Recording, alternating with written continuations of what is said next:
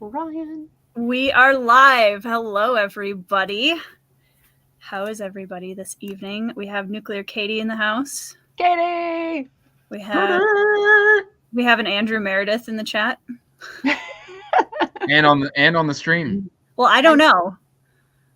I haven't seen Andrew Meredith yet, but you know. There's Yar Meredith, or as I like to call him, Darth Sidious. Yes. Darth Garrus. Ryan. Darth Garrus, yeah. I feel like combining the Garrus tribe with the Sith would be incredible. I feel like that should be like a faction in a story somewhere. Yes. Hey, you can always write it. When I get done with the other 20 books that I'm planning, I will do that. Hello. Hey, Brian. Thank you. I can't believe we're actually sitting here, to be perfectly honest with you. When I set the date, I'm trying to remember when I set the date. That was like three months ago, wasn't it? Something like that. It's been a while. Maybe. Yeah, it's been a while. And then it seemed like that was going to be the longest time ever to wait. And it kind of was in some ways. But we're here. Hey, Daniel. Got D&D tonight. Nice. I'm glad you're liking it so far. Hey, Bert. I just dropped my Goodreads and my Amazon review on Bloodstones today. Yay! A lot of reviews dropped today. Yeah, I was surprised. I think it's you're at 20 already. I know. I hadn't checked it since I left, but 20 ratings or 20 reviews? 20 ratings. Ah, gotcha. 20 ratings already. But I'm at like close to 15 reviews now, I think. Mm-hmm. And FaZe just hit 60 ratings today, which was awesome. Which is a travesty. It should be 600. I mean, that would be great. Hi, Rachel. Hi, Casey. My sword is falling. We do have that wizard with us this evening. Yes. Who, me? I have no unpopular opinions when it comes to Bloodstones. Yet. It hasn't been around that long yet. I'm sure there will be some that come up. I'm saying I don't have them. Okay. So, fun story for everybody in the comments. I think it was like, 4:00 this afternoon. And Sarah was like, you know what would be cool is if we did Garrus makeup and dressed up. And I was like, cool. I don't have any red eyeshadow anywhere. So I literally finished drawing these very shaky lines like 5 minutes ago. It's fine. It's fine. I refuse to wear makeup because then my daughter's gonna wear makeup and it's going to be dangerous. You should go raid your wife's makeup drawer. My wife doesn't wear makeup. Oh, well. I don't so there's either. actually no makeup in this house for me to wear. Oh my gosh, the eyebrows. I love fabulous. That's giving 1960s Klingon. I am not Klingon. I am Garrus. Wait, who was blue? I don't remember. Was it? No, I don't think we had blue. I think not yet. Uratar was brown. No, Slaughter is. One of them is blue. Oh my gosh, I should find this out before you quiz me on Friday. Slaughter was yellow, and we talked about it, and then we changed it. Yep. I think Uratar was always brown, but I don't know that. I thought I had yellow and blue originally. Okay. One of them was brown. I know that. Now it is. Yeah, I think Uratar is brown. I have to go check. I don't know. Yes, Andrew. What does the sorting hat say? This isn't a sorting hat. This is my wizard's hat. It doesn't speak. I want a sorting hat now. Yeah. Hi, William. Welcome. Yes, thank you for everybody who is reading, reviewing everything. Goodreads is amazing. Amazon is also amazingly helpful. So if you've written a review on Goodreads, it is super easy to just copy and paste it over on Amazon. And that's super, super helpful because then the Amazon algorithm is like, hey, people must like this book. Let's show it to some other people.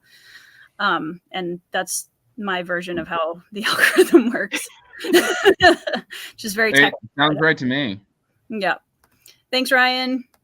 I know that's one of the things I forgot to bring over here. I didn't bring my sword over. I mean, I have my sting. There you go. Perfect. Yes. Hey, Michael. Thank you. Oh, okay. Andrew's got the metal one. Yep. Fine. Casey, I would love to see you cosplay something from Bloodstones. That would be like incredible. There's a lot of like fun characters that could be cosplayed. Mm-hmm. Don't even recognize Andrew. Which one? I'm very recognizable. Wizard seems like this is just kind of like he would wear this to the grogrocery store. Yes. Are you Yeah, kidding? I So work would in I. this. the Snuggie This is- and the wizard's hat. I mean, Yes. that this checks is what out. I work in. I work in insurance, and this is what I wear to work. That completely checks out. Hey, Britton. Thanks, Brian. I try. Hi, Anitha. Anitha has no idea what's going on. Hi, Anita. Why does everybody look? She it's not even will. Halloween. Anitha, it's launch day. That's what you need to know for the It's launch Bloodstones. day. Go buy it. Go give Tori Kizash. That Pippin. money. Pippin was trying to help me do my makeup in the bathroom and knocked over several of my eyeshadow palettes while I was working. It was very helpful. You should have painted him. He already has face paint. Look at that. It's true. Yeah, Needs he's some. already He got it. needs red. Yeah, you're not the right color. That would be Get them fabulous. blush. Yeah, put a little blush on his face. I did, Britton. I haven't had time to respond to it, but I will. Yay, Casey cosplay. That would be amazing. Hey, Shad. We are here for just a relaxed party and Are you talking kidding? about the book. We have games. I have some games that I wrote out that were Oh. today. I mean, And Fabulous. And I happen to know that the audiobook narrator is planning on giving us a little sneak preview of a bit of chapter 1 in a bit, which will be awesome. Which I have listened to 4 chapters of the audiobook, and now I'm going to, now that the book is out, I can swivel to actually focusing on the rest of it. I'm gonna binge it. It's incredible. I'm so excited. That's usually what happens on BookTube. We just kind of go from live stream to live stream and hang out and Right. friends and vibes. We have no friends in There's real like- life. 4 live streams going on at once. Yes. That usually happens. And I try, even when I try to schedule things outside of when my friends are doing theirs, it never fails. There's somebody on usually. I try. All right, Kayla's on right now. Yep. Kayla is on, and she is actually interviewing my launch week buddy, which I realized I had several of them. I didn't know that I had this many, but Rob Lee, I can't remember how it's pronounced. Pathlighter, it came out last week, and so that is also his epic fantasy debut. So y'all I should got that one on my Amazon wish list to buy. Yes. Yes. Right, Andrew? have we We not haven't discussed that yet. Okay. Andrew is basically telling me how audiobooks work because I've never done You one have decisions before. to make, but we'll Yes. decide. There can be some issues with that. We'll discuss later. Okay, we'll when talk it's not about it. business. Thank you, Brian. I really appreciate that. Yeah, if you write a Goodreads review, copy paste it over to Amazon. That's super helpful. I just want to double check because I have a couple other people that might jump on and say hi. But I wanted to double check. It'll also look like you got a big jump in followers on Twitter today too. Yep. My launch post is at 10,000 views last time I checked. 12,000. Is it now? Nice. Ooh, that went up fast. Nice. Honestly, the only reason that happened is because everybody in the community has been incredibly supportive and reposting and telling everybody. I've been tagged. Like, I can't even keep up with my notifications today. So huge thank you to everybody. I've tried to respond to everybody that quote tweeted and reposted and commented and tagged me. And I think I got everybody, but I'm sure I'll have more when I go back on. So thank you everybody for plastering this book all over Twitter. That's been super helpful. So if anybody doesn't know where to find it, just for whatever reason, The ebook and paperback, as of today, are now available on Amazon. The audiobook is in the works. So for those of you that are listening readers, you don't have much longer to wait. And then on my website, which is just toritekin.com, you can get signed paperback copies that are currently shipping to my house right now. So I hopefully am going to get all those packaged and sent out by like the second week of December. So anybody that has ordered those, that's roughly what I'm planning timeline wise. So Chris says Pathlighter was a great read, spoiled by both book launches. It's been a really cool week. And also Natalie Kelda just had her third book come out, and I'm trying to remember the title of it. It was in Spiffbo this year, I think. Yes, the first one. And then Darkblade Assassin number 7 came out today. Oh, Andy dropped a book. Andy dropped a book today. Andy Pelican dropped today. So yeah, it's been a big week. Hey Trisha, thank you. I know that person. Yeah, I know her. Yeah.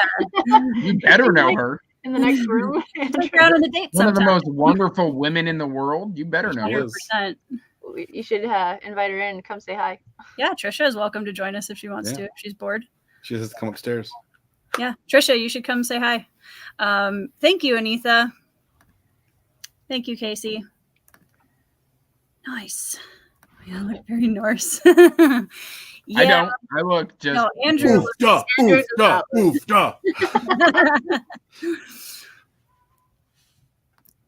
Yes, don't worry, I will. So I'm working on it. I've been told that I'm garbage at this, so I will do my best. But the Bloodstones starts with an execution that 3 young boys watch that are not supposed to be there, and that is kind of a catalyst into a political mess that surrounds a succession war. There is also a young woman who is a horse warrior who lives in a different country, and she's kind of showing how the ripple effect of those politics are reaching the other countries. There's a lot of found family. There's a lot of action. There's a warrior training school. I'm trying to think what else. Did you mention the succession war? Yes. Okay. Lost magic. Yes, lost magic. Thank you. Rune magic. Lost rune magic, I should say. It's one of those moments where you're like, yeah, my book is about, and then your brain is like, you didn't write a book. So yeah, that's kind of, yeah, Anitha, that basically is the synopsis of book 1. Yeah. See, it's really hard. I feel like it's really hard to summarize. Family. Yeah. It's really hard to get any form of summary without spoilers here. It is, yes, but that's kind of the really brief. It is set in a more ancient fantasy world, so you're dealing with a lot of like swords and spears kind of fantasy fighters, and Asian inspired. yes, it's been endearingly renamed by my Discord people, the Bloody Rocks, which that was my idea first. Derek named it. It's also, I think it's Asian inspired. Would you agree it's Asian inspired? Parts of it, yes. So there are the main country that is the boys in the beginning are from is largely Asian inspired. I took like some Japanese inspiration, some Korean inspiration, and then the other culture that we delve into is kind of a mixture between Nordic and Mongolian in a blender together. So yeah, it's been kind of cool actually, because one of the things I really wanted was to make sure that nothing felt like you could pinpoint exactly where it was from. So there was a lot of people have been guessing a lot of different inspiration cultures, and that's been cool because a lot of them I didn't even think of when I was writing the book. So I love that people are getting a lot of different bits and pieces everywhere. It is very Asian inspired. So I'm a big fan of K-dramas, and I watched a ton of historical K-dramas, especially for the politics that they show in those, because it's incredible and it's very helpful. I actually could see this being a graphic novel. That would be epic. That would be very cool. I could definitely see that.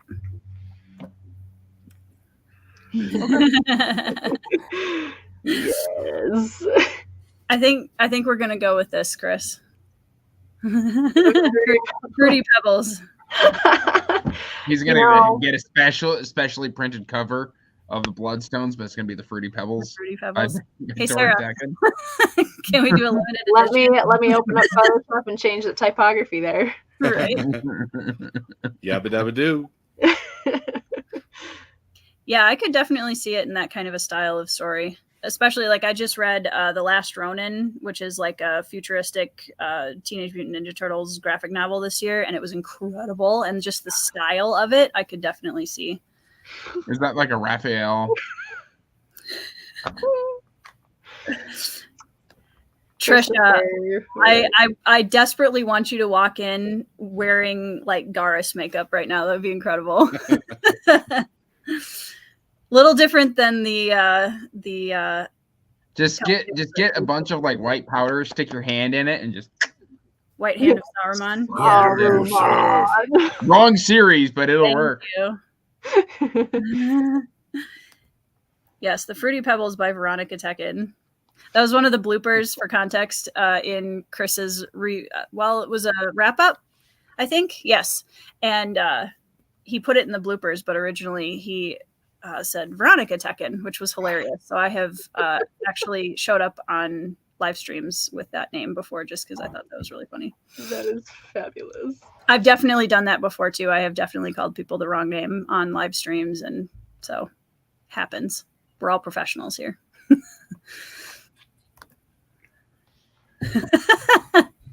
That's a whole different storyline. I'm not comfortable with that. Nice. Okay, so I kind of want to start. I promise I have some things planned for this evening, but mostly just to hang out. So first of all, I want to say if anybody has any questions in the chat, let me know. I have my incredible, I think I'm pointing the right direction, illustrator cover artist with me, Sarah. So if you have any questions about the artwork, she can answer those. I also have my pointing this direction, I think. You got it. Audiobook narrator, and Andrew was also one of my alpha readers, so he helped a lot at the beginning and developmental stages of the book, which was incredible.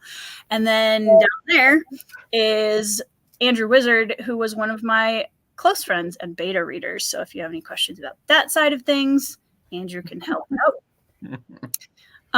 But I wanted to say a huge thank you, first of all, to you three especially, because like you've all had a huge part in this, but also the community has been incredibly supportive, both here on YouTube, on Twitter, on the Discords. I've just been absolutely blown away through this whole process, people being willing to help whenever I needed something, and just been so excited to see this book come out. I've been kind of trying or working my way towards publishing an epic fantasy novel since I was in college. And this particular world has existed for 12 years now. So to actually see it in a physical book copy that people are picking up and reading and putting out reviews and getting excited about the characters and just is so surreal. I don't even have words. This whole day I just spent really jittery and floaty, and my ADHD all over the place. And I was just like, I don't even know what to do with myself. Also, honorable mention to Katie Andrews for helping with the book layout. So guys, last week, everything was great. The files were great. And then we were like, oh, here's a random typo. Let's quick update the files and fix that. And all of a sudden, Amazon was like, no, we don't like this file anymore. And it took us like 4 days. And Katie Andrews, where's her book? You guys should go and buy her books and support her, because this woman is the reason that Bloodstones is fixed and back on Amazon and was able to release when it came out.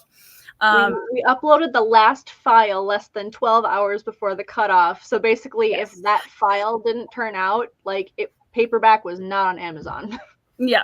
So thank you to Katie Andrews for being an absolute superstar. Sarah also is being too humble and helped a lot with that as well. Yeah. I sat back and I watched and I went, hey guys. So this is why, I'm going to say this for any new writers. Again, I've said this before, but any new writers who are in the chat or watching the replay, find a village, because I cannot tell you how much this book would not exist today without the village that has been behind me through this entire process.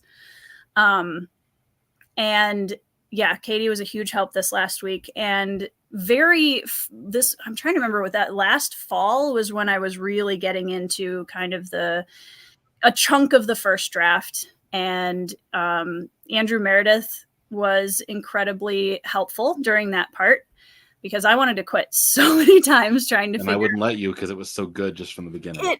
It was really encouraging to have a cheerleader. And again, this is why you need a village, and you need writer friends that can pick you back up. This man would not stop raving. No. And he's been raving since he read the first chapters version of the first draft, which was awful. It really wasn't.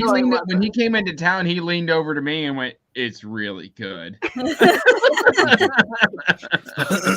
Yeah. So like, Andrew, thank you for the cheerleading, because honestly, writing, as you well know, like, writing a book is so much blood, sweat, and tears. And there's so many quit days where you're like, I'm just going to throw it all in the garbage and I can't do this anymore. It's never gonna be the way I want it to be. Yeah. And having people that believe in you more than you believe in yourself is so incredibly important in this industry. It's so incredibly important because it's such a vulnerable craft. Yep. And it's scary and it's hard. It's such hard work. Yeah. So huge thank you to Andrew for that. And also, he's not here yet. I was going to shout out Thiago, but he's not here. Thiago Abdallah, also, who everybody should go and hold on. I'm going to hold up Andrew's books too. I'll hold up Andrew's. Okay, so supporting Andrew, who is also a huge part of this process, we have the Collation Saga, which this book 3, that came out in September. Book 4, the first draft, is done. So if you are looking to get on the train for a epic, classic vibes fantasy series that is moving at a very good pace, like, you're not going to have to wait long for your next books. No. I started binging book 3 on the audiobook, and like, it is fabulous. I love it so much. I'm so excited. Thank you. And then Thiago's book, which a lot of you have seen from Spiffbo last year, Touch of Light. Wizard has more copies than I do. I think I have yes, I do have the novella now. So you should check these out as well. Those are Thiago's books. Yep. But yeah, so if you wanna write and you want to self-publish, I mean, even if you don't, but if you want to write in general, find a community, because that's the most important thing you can do. And if you're having trouble finding community, ask. Yes. Because even if we're busy, we're gonna find you somebody you can chat with. Yes. It is more important that you build community than it is for you to go begging for reviews from somebody, which will not get you anywhere. Yeah. Yep. Build a community first. Honestly, so many doors opened because of me just being in the community and making friends, because that's what I came in for. I love writing, but I also love making friends and talking about books and nerdy things with other people who are just as dorky and nerdy as I am. So when you build those connections, it's amazing, the doors that open and the people that are willing to step up and help you. And like, it's amazing. So this community is wonderful, and I would be able to spend an hour thanking everybody. Read my 3-page acknowledgments at the end of the book when you get there. The acknowledgments is actually my favorite part of the process after writing the book. Everything. I love writing the acknowledgments page. That's one of my favorite things. I'm going to go check it right now. You're on there, Wizard. Why do you think I'm going to go check it? Where am I? What did she say about me? Britton wants to know, was it difficult writing this book? Yes. And all 3 of these people on screen with me can attest to how much I was pulling my hair out at multiple points during this. My favorite memory of you is going to see Sarah for a writing session and just getting absolutely sick during the process. Oh my gosh. And like, you came back and your voice was like gone for a week. Uh-huh. Yep. Everybody had a fever. It was fantastic. Yeah, But it was a good time. she knocked out a huge chunk of that book. Yeah, I think I wrote like almost 15,000 words in like 3 days or less. Yeah. It was kind of wild. So I was really sick, but I was so stubbornly determined to not lose the time that I had that I was like, no, I'm going to do it. I'm like shoving stuff like, here, take this. Eat something. I don't even know what part of the book I wrote during that part, to be honest. I don't know. There it is. Oh, yes. So speaking of thank yous and people making this book awesome, let's appreciate the amazing cover for a second. And I actually think, let me see if I can get the actual cooler version of it on my computer so you guys can see it better. Andrew, do you have any fun anecdotal memories of this process? Yeah, watching you whinge around with Zario. Because when you first started, Zario was barely a character. Yeah. And I think everybody who read it was like, so more Zario, please? Yep. More Zario, please? Zario wasn't even originally going to be a POV. And now he's like everyone's man. He is the man. Absolutely. The man. Yeah, okay, let me present. Andrew, how do I do this? Are you asking me? No. You Um, Window. Oh, found it. I got it. yay. There we go. I figured it out, guys. There it is. Gorgeous. So there is the official wraparound cover. All three of the books Sarah and I have designed in like the two books coming after this. We've already designed the two covers for those. And they're all going to be wraparounds. And I am so excited. Like, if you guys think this one is good, I cannot wait. I cannot wait for book 2 and book 3 to come out because the covers are going to be so delightful. Like book We're 2. gonna need these made in like framed triptychs. Yes. Ooh. That would be amazing. I'm excited about book 2 because I think it's going to be a lot of fun. But book 3 is going to have like so many little like nuggets, like Easter eggs dropped in. Mm-hmm. Yep. So there's that. Let me see. I want to make sure I didn't. There were a couple of other. Hey, Lantern, how's it going? Oh, sorry, I covered Wizard's face. I'm not important. Stop hearing. Okay. I know, Anitha. I'm not gonna lie. I'm kind of terrified of getting your messages when you finish it. I'm very much looking forward to your feedback. So you'll have to let me know when you start it. I know that you have a crazy TBR. You're gonna get so many comments from Anitha the whole way through. All those messages. I'm here for it. You know, it's funny because, and Andrew, I'm sure you can speak to this too, because when people are like, is it okay if I like message you while I'm reading with stuff? Yes. Yes. Always yes. Love it. We love it. Yep. I love getting messages from people like, oh my gosh, this just happened. Yep. Like, one of my closest friends on BookTube who couldn't be here with us tonight because she is doing her amazing interviewer thing is Kay from Kay's Hidden Shelf, who is also one of my beta readers. And if you know Kay, she's very calm. She's very relaxed. She's very soothing to listen to. I got a whole caps lock giant message from her at the end of the book. And I was like, this is the most intense Kay I think I've ever seen. So that was great fun. All authors keep their books nearby, so when you say, "Oh, chapter 26," we all go look to check what chapter 26 is. Mm-hmm. What just happened? Because we can't remember. No. Yes, Katie was incredible, and also Katie is an incredible writer. So you guys should all go check out. Assassin of Grins and Secrets blew my socks off. It's so good. And it's so good. Her Spiffbo finalist from this year, Hills of Heather and Bone, is also beautiful. I need to get to that one. It's good. Thanks, Mike. Also, another self-published indie author, Becoming a Druid by Mike Molman. You should go check it out. I have become a druid.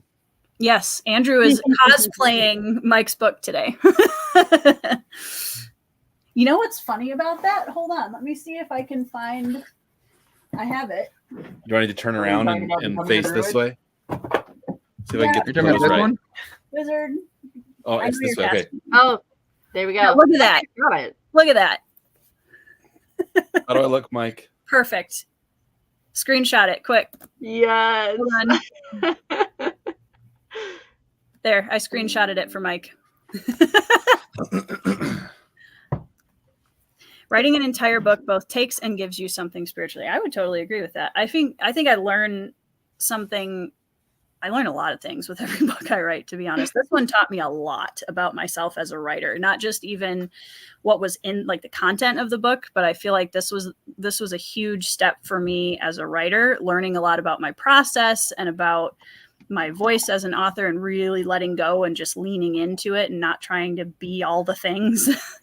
I tried and it didn't go well. So at the beginning, it was, that's a life lesson, period. Yes. Andrew, I just picked up Thrice. Excited to start it. Nice. Thank you. Wizard will be back. Thiago, I think, is going to join us if he can in a little bit. He is putting his children to bed or has a child that was a little under the weather from what it sounded like. Brian has a question for Nar Meredith. When you are selecting main character voices for this book, what goes into that process? I ask my author to make a spreadsheet of actors of act. Well, we talked about it back and forth. But if I get a spreadsheet of actors that you would personally cast, I'll then use that as my my base for the character. Mm-hmm. So, if you didn't say this, but if you had said that you wanted Nargaras to be Jason Momoa, I would have used Jason Momoa and then done something else to it, so that it isn't just Jason Momoa.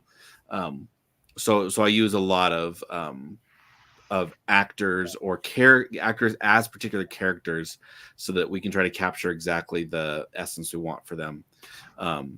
And there's other times where we don't know. So like Lohi is not based on any one actor at all. He's just an old dude. An old fella. So and I love doing old voices. That's probably my specialty. So it's fun to say, okay, how is Loie going to be different from other old people that I've done? In what way are there reflect? I was saying this, Tori, when you weren't around, that on something the other day, was that when I'm reading Senna, Zario, and Garen as an adult, they are three similar, but I actually changed the way I'm facing the mic. So like I look off to the right and all of Zario's lines go down, whereas all of Garen's lines go up but are soft. Because Garen is a cross between Zario and Hallex. And then Senna, I actually face up at the sky, but still soft, versus Sindri is direct and terse. So I actually changed the direction that I'm talking against the mic for those four characters especially. So I'm actually using directional. I know I think Andy Serkis figures out literal hand movement action. So he holds his hand in a particular way or does certain things so that he's using different portions of the mic for each character, so they do come off across as very. So I'm kind of starting to do a little bit of that. Yeah. Impressive. Yeah. So do you have a favorite character to voice in this book? I mean, it's the Wildcat. Yeah. I haven't gotten to him yet, and I think it's chapter 5, which is the next one I'm going to listen to, starts with him. So I'm very excited about that. I can't wait. And the most fun part was the fact that there's 2 time jumps. And I actually did do one of the characters. I won't say anything, so I don't spoil anything. One of the characters, I aged him every single level from the beginning. And other ones, because they say they mature faster, only get 1 jump. And then in the third act, I don't have to age their voices. But I had a lot of fun saying, okay, I've done Jai. How do you do Jai older? But still the same. How do you do them each as their as their same characters, but different. That's really fun. Yeah. Yeah, a lot of people are having that reaction to Sindri because she's kind of my. There's a lot of discussion going on right now about the strong female character trademark, and Sindri was kind of my discussion around that character, because she is, for all intents and purposes, a strong female character. She's a warrior. She kicks butt. She's very hot-headed. But she is actually, in a lot of ways, a lot weaker than the other characters around her. And just, very reckless and impulsive. And sometimes that has consequences for her and for people around her. And I wanted to show a little bit more kind of depth to that.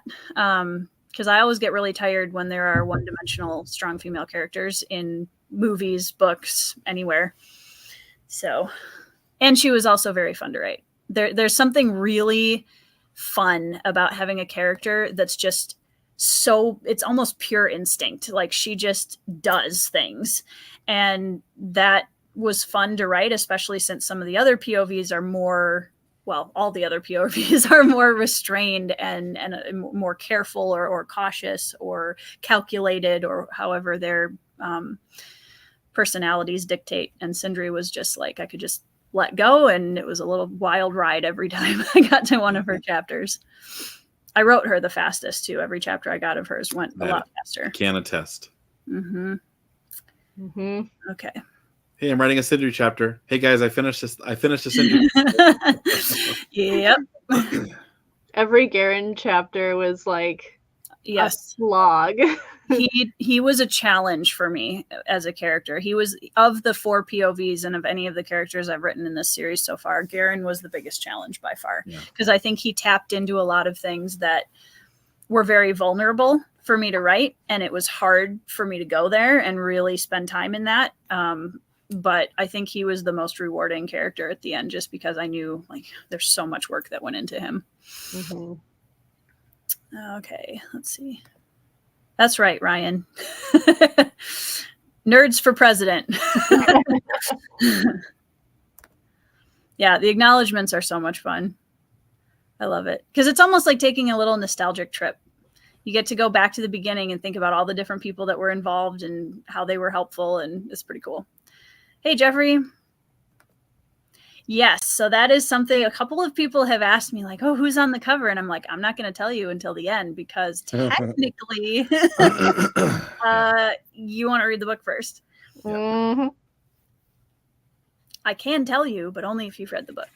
Like, it's so hard. Like, you can't, it's so hard to talk about this book, because I feel like so much happens in such a short amount of time that, like, it's like, I can't, it's a spoiler.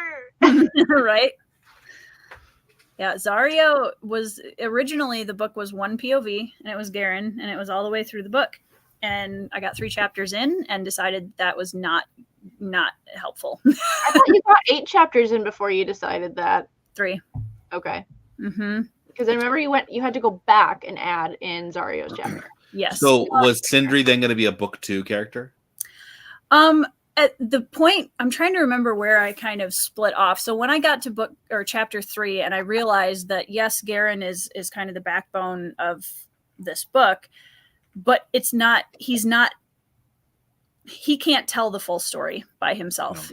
Mm-hmm. It's much beyond him.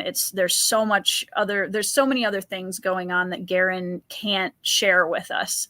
And I needed other characters to come in to kind of round out what was going on in the world at the time.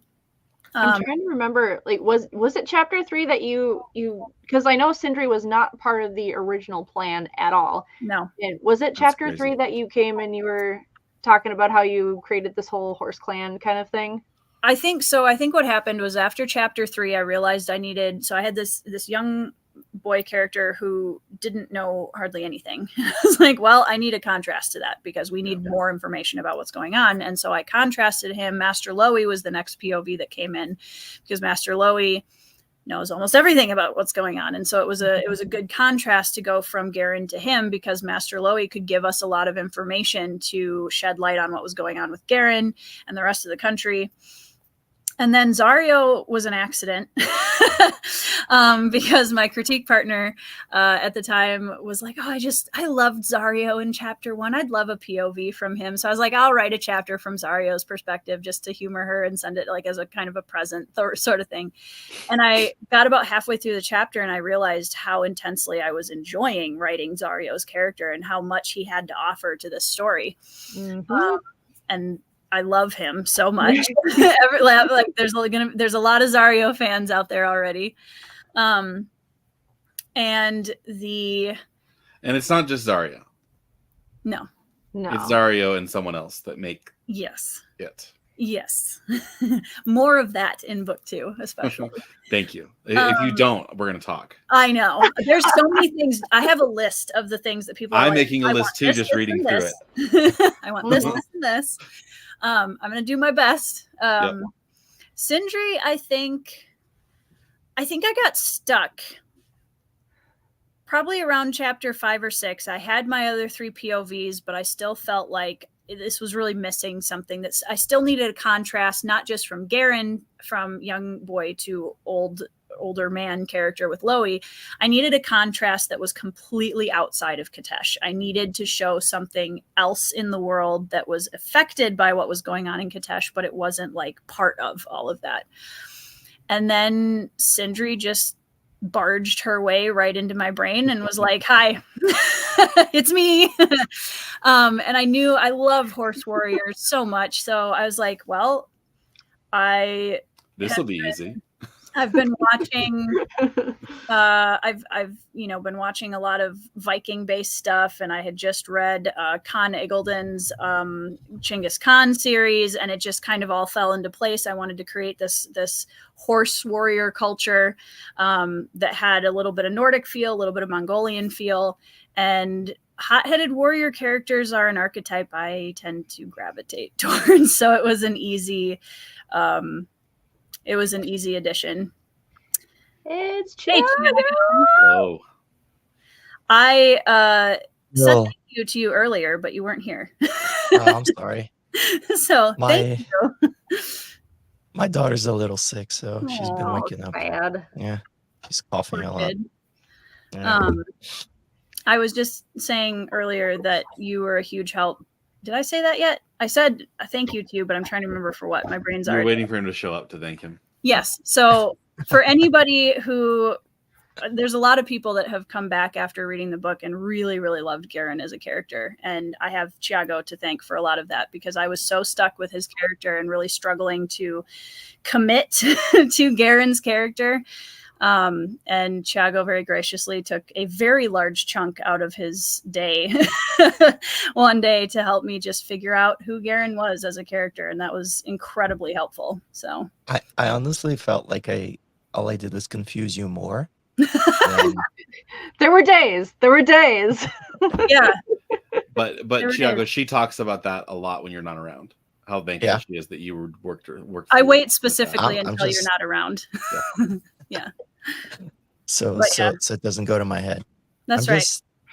I'm just happy to, I am honestly happy to have the opportunity to have someone actually value my opinion on something that's writing related. It's just, it still is really crazy to me. Like, I always tell people that I'm not the kind of person that's been studying writing my whole life and saying I'm going to write and everything. So every time someone wants to ask me something about writing, I'm just like, okay. I would get on the phone with her so many times and she'd be like, I just had this conversation with Thiago, or I just had this conversation with Andrew, and we figured out all this, and this, and this. And it's like, great, let's go. Awesome. I had a lot of those conversations with you also. Well, some. Yeah, quite a few. All day, every day. Yep. Yeah. Sarah I feel and I like the camera is very yellow, so don't ignore my if it goes a little crazy. I'm just we just figure it's just warmer down there right now. There's just a touch of light over there.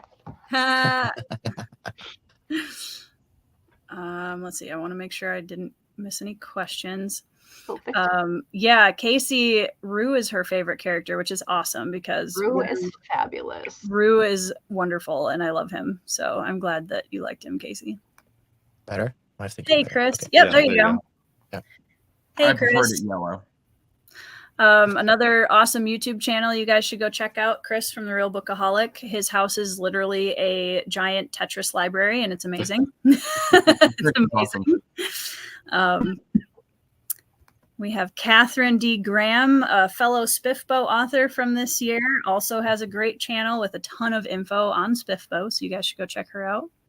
Catherine was on the Small Business Saturday, wasn't she? It was, yeah. Yes. Yeah. Okay. I thought you looked familiar.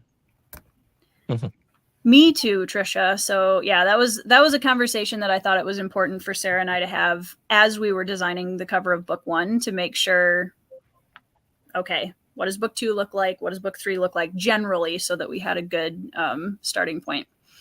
And I cannot wait. It's going to kill me until those covers are released. I can't wait. How far is Sarah on the covers? We have not started yet. I haven't started writing the book, so she's got time. I have a concept. Yes, you do have a book concept. 2. Thank you very much. Sorry.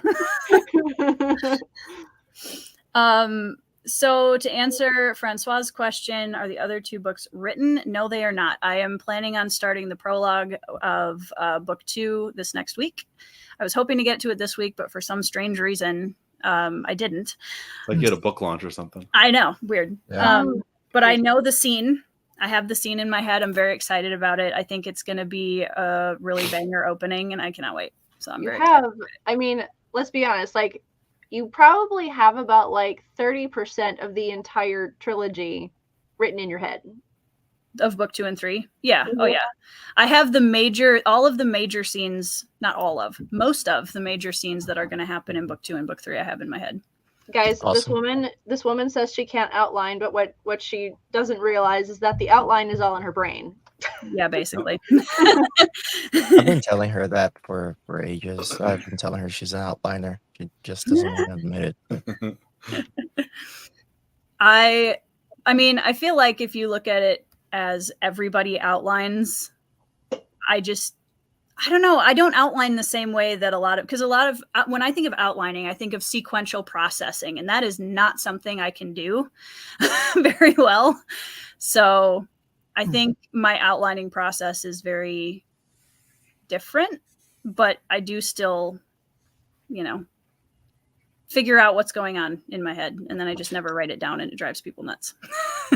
What is the word length goal for book 2? Oh goodness. However long it takes to tell the story. I don't know. I mean, in theory, all 3 books are going to be similar in size, so I would guess it's probably going to be a little bit longer than book 1. Book 1 is about not quite 150,000 words, and it's about not quite 500 pages.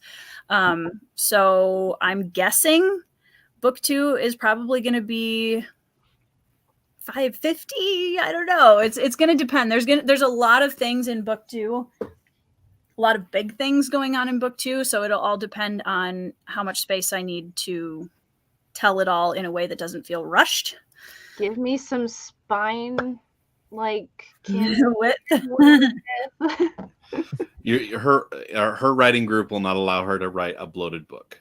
No, and I would not want to do that. I am so impressed by people that can write well-written chonkers. I'm not at that point in my life, if ever. Most chonkers, even if well written, don't need to be chonkers. Well, I can think of a couple that are chonkers and definitely fit the bill. But I agree, a lot of chonkers don't need to be as long as they are. But and this was the longest manuscript you've ever written, correct? Yes. Yeah, by about 48,000 words. So yeah, because Phased is only 96 or 98,000, and then the original first draft of the series I started back in college was 104. So 44,000 words more. But more POVs. So that by definition Yes. is going to give you a fatter book. Right. I think I'm trying to remember how many POVs I had in the original book 1 of the other series back in college. I think there were like 5 to 8. So we're actually more. I forgot about that. Yep, there were a lot of POVs in there. Okay, I'm going to go back really quick because I want to make sure that I'm getting to everyone. Oh, Ryan, I could talk so much about that. So, okay. Quick side note. He's talking about Memory of Sorrow and Thorn. Books 1 and 2, nothing really happens. So you've got 2 books where then all of the action and all of the resolution is in this big, massive chunker. And if that had been dispersed better throughout the series, I don't think To Green Angel Tower, which, don't get me wrong, To Green Angel Tower is a chunker and it's awesome. It didn't need to be, though. There's a lot of Lord of the Rings walking in Memory, Sorrow, and Thorn. I love lots of walking and tree gazing in my fantasy novels. I love it. Katie, me too. Sindri. Like, she's one of those characters that, like, at least for me, and I know a lot of other readers, there were a few readers that really didn't like Sindri, which I can understand, but Why? Just in I terms struggled with her introduction because it was in part 2. she's very impulsive and sometimes really dumb. And I think a lot of people really were frustrated. Not in a bad way, but more just like they wanted to like There were some people that wanted to slap her upside the head for a few things. which is fair. Like, she makes some really dumb decisions, so I get that. But she's no Jar She's Jar. probably my favorite. No, Oh, she's not stupid. She just makes some really dumb decisions. I mean, emotional decisions, not dumb decisions. Yes. Yeah, that's a good point. She's very instinctual, and she acts before she thinks, which gets her into a lot of trouble. So, yes, Katie's Hills of Heather and Bone is amazing. Yes. Or this is your sleep app with Kay's Hidden Oh my Gem. goodness, her voice is so soothing. Yes. Hi, Pete. Pete was one of my advanced reader copy readers. Yep. We love books. Let's see, making sure I saw another question and I'm missing it. Is it Andrew, Back in Time fiction? Oh. do you read the entire book first and then narrate, or read and narrate at the same time? I'm assuming you mean, like, do I pre-read a book? And yes, I won't record a book that I haven't read. Because I need to know where it's going for the characters, and I need to know if I like the book too. You know, if there's something in the book I don't like, I choose to be picky with books that I read, because I don't want to read something that I'm really going to hate a chunk of it. I asked Andrew to narrate my book. He didn't. He said he didn't want to. You had to settle for so Kevin Camp. Yeah. Crazy. Poor Tiago. Yeah, I know. Tiago So getting a sad. masterful narrator. So Kevin yeah, Cameron's a I lovely do man. I do You read need to I do read love all the books Tiago. first. What? Sorry. What, Andrew? I said Kevin Kemp is a lovely man. You leave him Oh, alone. he is. Yes, He's he the is. best. No, I love him. Andrew, how many times have you read this book now? 3, 4? So when I turn it over to you, I will have done it about 4 times. Because I read it during alpha. Now, I admittedly I did not read it again before I recorded it, but I had read the book, so I knew where it was going, so I wasn't really worried. So I actually just got to enjoy it, and also that helped me to. I read this a lot slower than not like super slow, like audiobook, like a lot of audiobook narrators slow, because I already read fast anyway. But I was able to really kind of chew on the words this time, because it was my next read through. So I got to just a chance to kind of work through it. But I also do all of my chapters in one take. And I read over lines until I get them right. And then I go back and cut the bad ones. And so I'm definitely chewing on my lines a lot. Ooh, if That's you've read it kinda that many times, exciting. Andrew, I've got a question. Yeah. How has it changed from alpha to finished product? I was gonna say something like that just before you answer, Andrew. I'm not sure what version I read. Like if the version like what changed from the version I read to the final version. So I'm excited to see like the final product. What has alpha changed? version, didn't I? I mean, the thing is, Tori writes a really clean draft. So Yeah. So there's not there's tweaks, but there's not there's not huge overhauls in this book. It's a lot of cleanup and a lot of like tightening different areas, and then there were lines. Yep, Well, I did. Yeah. There was a chapter in part 3. Like Sindri didn't originally have a chapter in part 3. Yes, those were added. I know, like, I think that was probably one of the biggest changes there was. Yeah. But I think that was, I had it in there. Did I have that in there for the betas? I don't remember. Yes, for betas, yes. Okay. Not for alphas. And Zario had a lot of polishing that ended up happening just to make it a lot smoother. Yep. So there was a lot of political intrigue that required work in post that wasn't necessary during alpha, but that's that's an alpha for you. Your first draft doesn't have to have everything. Mm-hmm. It just has to be legible enough so you have something to fix, and that's in alpha, not beta necessarily. But right. So, but Tori doesn't. I mean, when you really get into like alphas and betas, a lot of alphas can be real garbage because you're like, I don't even know if this is a story yet. You guys read it and tell me if it's a story, and that's not what Tori turns in. She writes a chapter that she's already gone over with a fine-tooth comb, and then she brings it in. So it's practically beta by the time any of us see it. Mm-hmm. I think part one, she went through most of those chapters probably 4 or 5 times before she would even move on to the next chapter. So, like, part 1 had been gone over so many times before it ever reached finished like manuscript. So that was a huge change. Was that our huge encouragement was you got to move on. Mm-hmm. You're stuck. You've got to move on, because if you just keep polishing the same thing over and over again, you end up just grinding it into dust. Yep. And so because you moved on, because you had done so much work on the first act, it informed so much of the rest of the book that the thing just came off of its chains. Yep. Mm-hmm. Yep.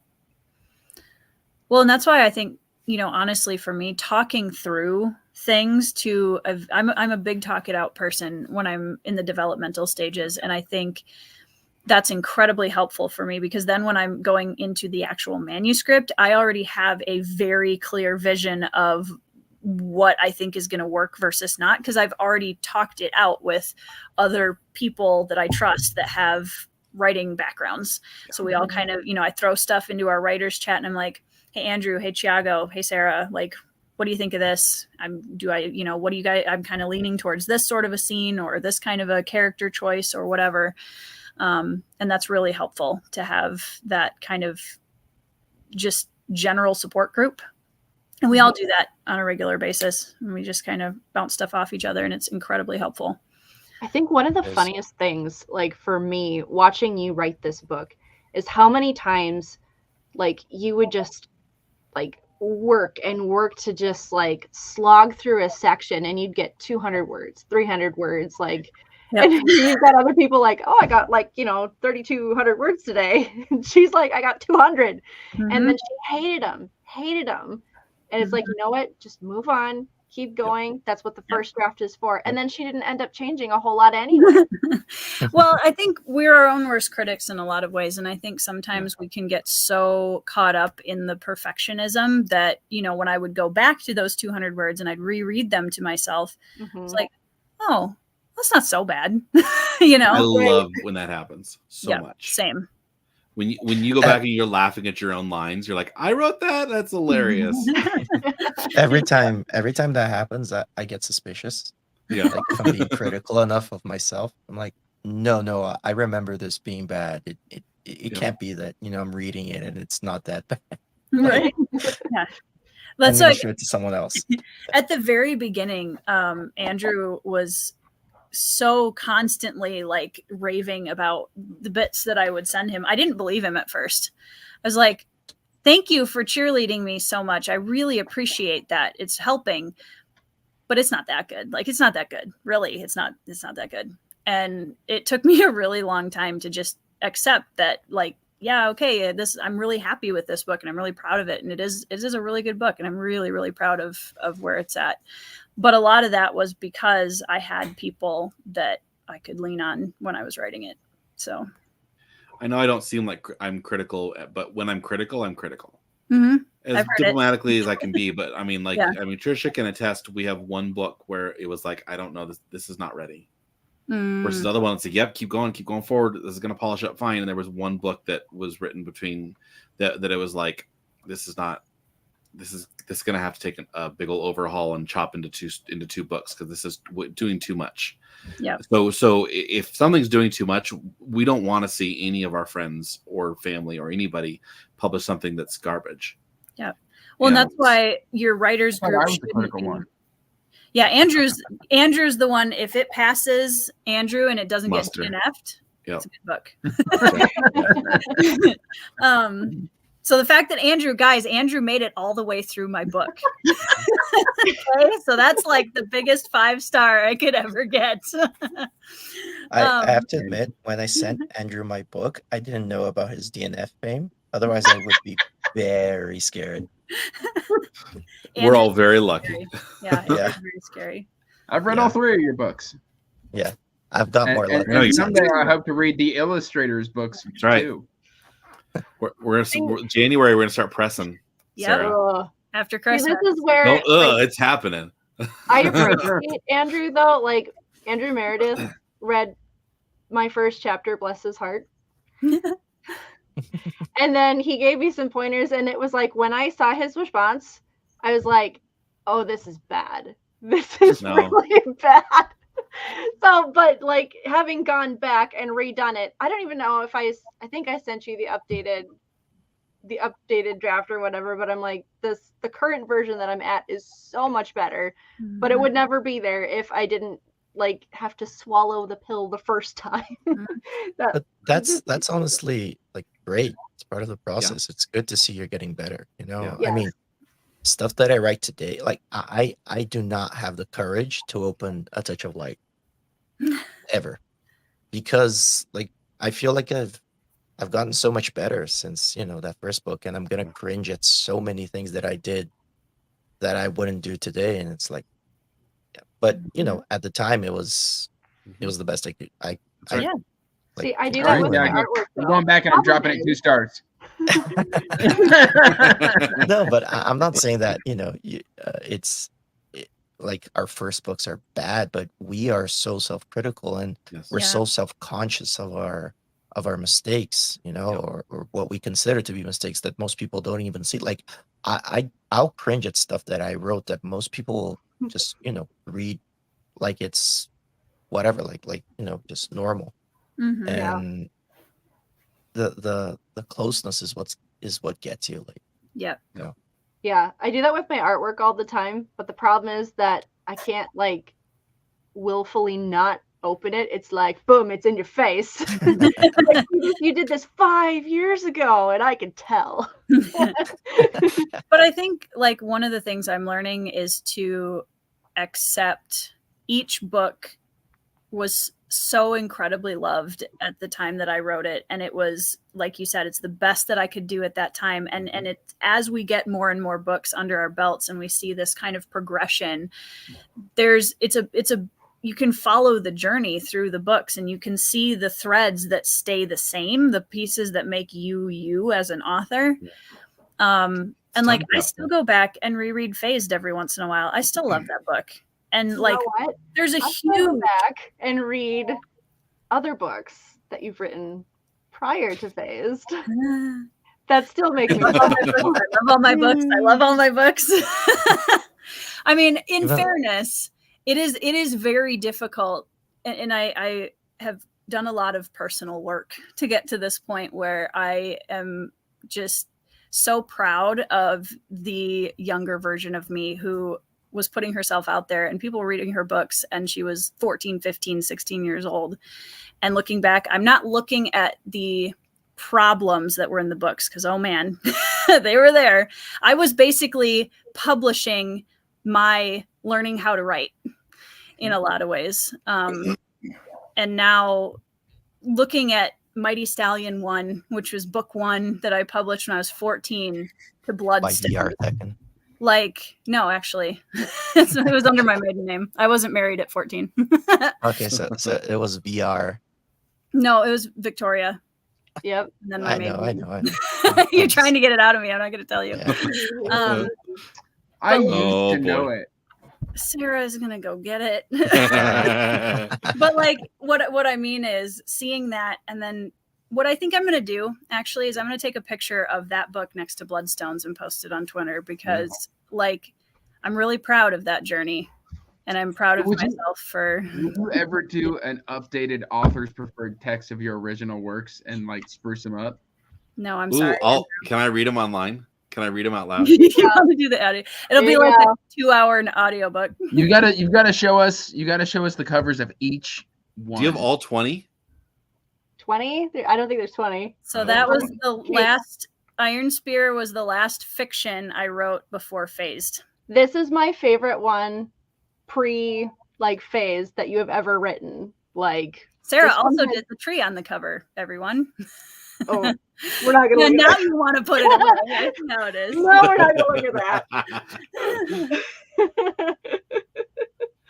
Oh yeah, and then we have this was the original. Oops, that's not what I wanted. Click the little person icon by. Yeah, there we go. Okay, so these two, duology, because she The likes tree's not too duology. bad. Yep. So actually, I didn't do the spear, did I? No, your uncle did the spear. My uncle did the spear, yeah. Yeah. No, I did the tree. Which Yes, is he did. something It's else. beautiful. I love it. Yep. It's fine. Poetry book by Ben and Tori together. And then we have Ooh. the I didn't notorious know about that one. Mighty Stallion. I had that books. one. Yeah. So all of these all these covers were done by her uncle. So really works, guys. Like it doesn't get any more real than this. Which actually, okay, I really love this cover. This is a really cool cover. It is a very cool cover. Yeah. Oh my, sorry guys, my camera. Whoa. Anyways, so Tori's early works, but I am going to do in 2024, I'm going to do a video where I literally just talk through and share photos and everything from my journey as a high school author. Because So what's that? What's the series of like novellas called? novellas, the chapter books are the Mighty Stallion series. They're out of print. Would you compile that into a single volume and release it? No. Hey, I'll do a give you- Kickstarter. I'll do an omnibus. Do a Kickstarter omnibus. Yeah. It will give you an excuse to No. rewrite them. No, I mean- I don't want to rewrite them. See, the thing is though, Iron Spirit. No, you don't say rewrite. You say re-edited. The This is the remaster. one where her character work really started to shine. So like there's a lot of animal characters in this that like Roniki is I remember writing Roniki. Roniki She was is fun. my spirit animal. Like, but are there any wolves? no. No, Oh, there's a then Black I'm out. Panther. There's a bull. There There's is a black bull. yeah. There was an elephant. You got Sika. yeah. Sika was the elephant, and then Roniki is a rat. Man, that's dredging up some nostalgia. See, my favorite line in this book was like Roniki making fun of the elephant. She goes, "Maybe all the elephants die." Yeah. That was, you could tell that I was definitely very inspired. I was coming off of being very inspired by all of the Narnia stuff. And it's definitely And not Brian a Narnia Jakes. story. Brian Jakes and Narnia. It's not a Narnia story. It's a lot darker, shockingly. I was writing dark fantasy even then. Everybody in the comments start spamming that you want these books. We need a Kickstarter omnibus with new illustrations, new formatting, and re-edited. Sarah, you can do 6 more covers. Oh man. Oh man. See, but they're horses. Like horses are like the one thing that I drew all the time. So Get in the comments. Ironheart That's right. and the first 2 Mighty Stallion books have been sold out for a very long time. I don't have any copies of them left. And will not be reprinted. They will not be reprinted because that takes money, and I would rather put that money now into the new chapter of my writing life. But between age 14 and 19, Kickstarter. we got over. Kickstarter. Yes, I heard you. That's where the money comes from. But I sold over 10,000 copies between 14 and 19. So I mean, it was like a big deal. I was selling a lot of books. Well, if you want to sell another 1,000, the book tours. Down Yeah, to you Georgia. went with me on one of them. Yeah, I was down doing signings in Georgia. I did motivational speaking about writing for a long time too. So it was a wild ride. So I'll definitely do a video that shows all the photos of me as like a tiny, well, I wasn't tiny, I was really tall, but like I was like this big and had really fluffy hair. I keep imagining like the day when we meet in person, you're gonna be like twice my size. how tall are you, Tiago? I do not do feet and inches because How tall are We you in don't use that here. stones? I know I'm like How 1 many meter hands tall are 74, you? which is about 5'11", I think, or 5'9". So we're something probably, like that. well, 5'11" is how tall I am. So we're either the same height or you're a couple inches shorter. I think I'm 5'9", How many centimeters are you? 174. Yeah, that's shorter than me. I'm 180 something or close to 180 something. Tori's taller than me by about 2 inches. Yeah, I'm almost 180 centimeters. So I'm probably like the same height as you, Andrew. We're not going to talk about how tall I am. I think Sarah's 5'2". Ooh, I'm not that short. 4'2". What? 4'2"? 3'6". You're a hobbit. No. I will just say, if you look up the average height of a woman, 5'4"? You're tall I am. 5'4"? Yes, You're 5'4". I am. She's the perfect height because I can just kind of rest my arm on her shoulder. head, and yeah. I'm not short. I'm average. I never said you were. I do offer to get things out of her cupboards when I visit, though. And I appreciate that. You know, my mother has like tons of boxes of a lot of these in her basement still. So I'm sure she would love, my mother would love nothing more for all of my YouTube and book community friends to spam her and ask her to tell all about my life as a young author. I've got her business card. I haven't Yeah, used it yet. send us her contacts. You know she's got a box in her attic. Yeah. I might at some point, Katie. It was actually funny because I had people ask me back then if I would write an autobiography, and I was like, I'm 16. Maybe someday. There's a lot of things. I feel like autobiographies are really tough in a lot of ways, and also because I wouldn't ever want to write a sugar-coated version of it. And there were a lot of really hard things in that as well that I'd have to write it very carefully because I want to show both sides, and because there were a lot of amazing things about it and there were a lot of really hard things. So I don't even know. Tori's mom is fantastic. Yeah. Don't tempt her. She would do it. She's actually, so funny story about that. My mom is actually collecting all of the things that I've ever touched in my life pretty much. And she keeps telling me that she's going to make a museum someday. So you guys can just go to the museum and buy your book I copies. mean, you don't have any siblings for competition, so. No, I'm it. That's Average right. people unite. Yep. I would be very short next to Ryan Kyle. David Ragg, Yeah. Stephen Arian, Yep. Ryan Cahill. Yep. I don't have to look up at a ton of people, but yeah. There were some questions that I totally didn't finish. Yeah. So sorry, guys. You heard it here first. Tori doesn't look up to anyone. She has no heroes. That's true. I never talk about my writing heroes ever. Not ever. Put Erickson on your bingo cards, everybody.